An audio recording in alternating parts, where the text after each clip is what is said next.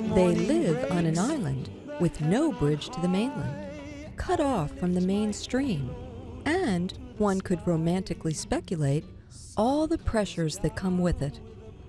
Forget cars and traffic.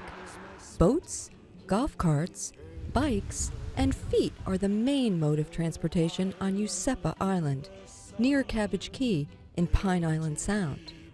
Forget conventional schedules. Their island dictates a way of telling time according to tides, nesting seasons, and sunset.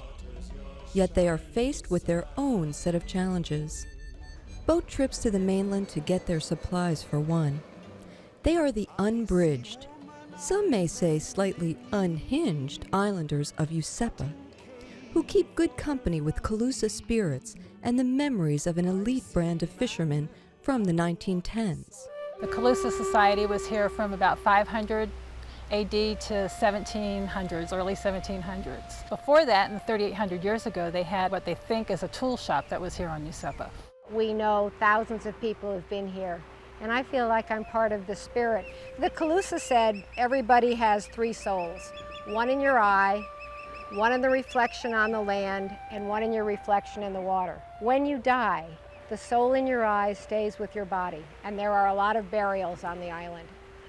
The other two souls go to smaller and smaller life forms. Look at the osprey, look at the animals, look at the birds on the island.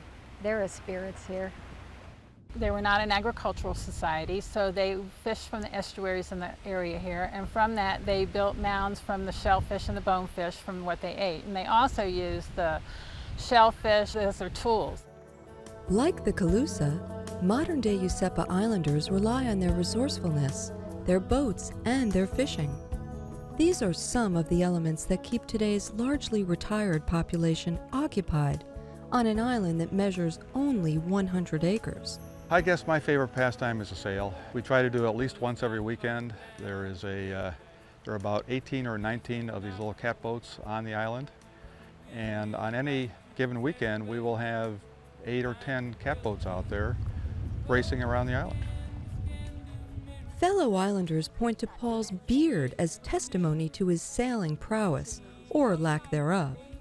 Early on in the season I wasn't doing very well at all, so I started growing my beard, and I unfortunately told everybody that I wasn't going to shave my beard until I won a race.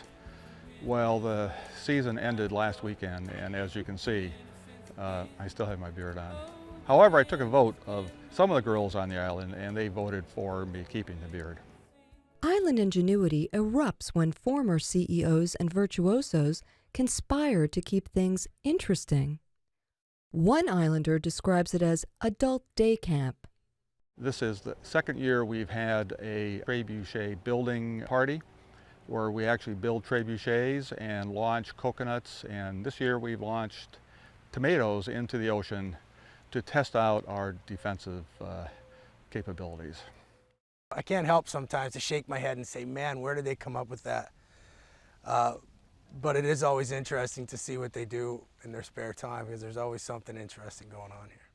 I never get bored living here. It is a lot of fun, but there are a lot of other things that take our time up. We care so much about each other, so we help each other out. What I've noticed in my short time on Useppa is that everybody that lives here is very comfortable